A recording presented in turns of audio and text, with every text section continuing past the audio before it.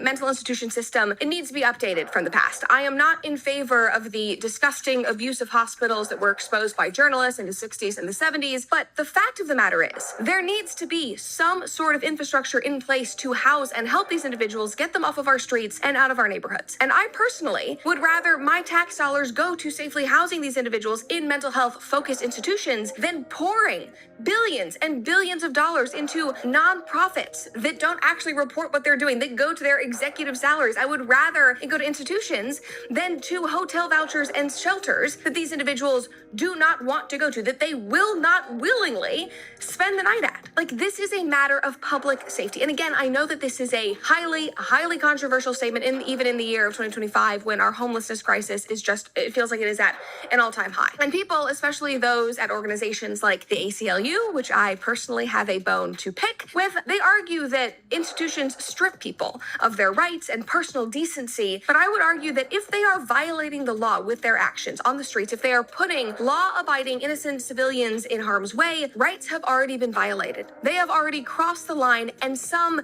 action must be taken. We can't just sit around and twiddle our thumbs and go, oh, we don't want to offend these people, even though they are naked and screaming at people and hurting themselves and attacking innocent individuals, squatting in our homes. No, I'm sorry. The line has been crossed. We have to deal with the situation. And just picking them up and putting them in jail or putting them in these temporary 5150 holds when they are just pumped back out into the streets, into the same exact system that doesn't actually help anything, that is a Band-Aid situation that only makes the problem worse. That is the least decent option, because the prison system and our current institutions, they are ill-equipped to deal with these crises. Like, the decent thing to do, if we want to talk about empathy and decency, is to have a safe environment where they can live and be cared for, where they can live out their days off the streets. And we know. Hey guys, welcome back to the channel. Now, I know when people usually do these TikTok videos and they break them down, they do them in multitudes.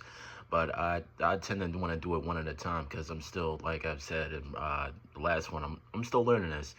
But basically, I like what she said, and shout out to the YouTube channel that I got this from. Nexar, I hope I'm saying that right, but I'll include that in the link below.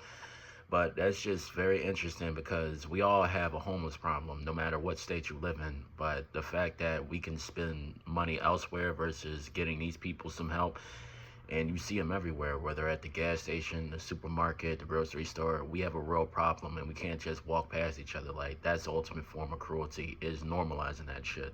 So maybe we get back to a better space and a better mind where we deal with problems and not trying to make money off of them. But it's America, so I'll let you guys be the judge of that. Thanks for watching again, man. All right, see you guys.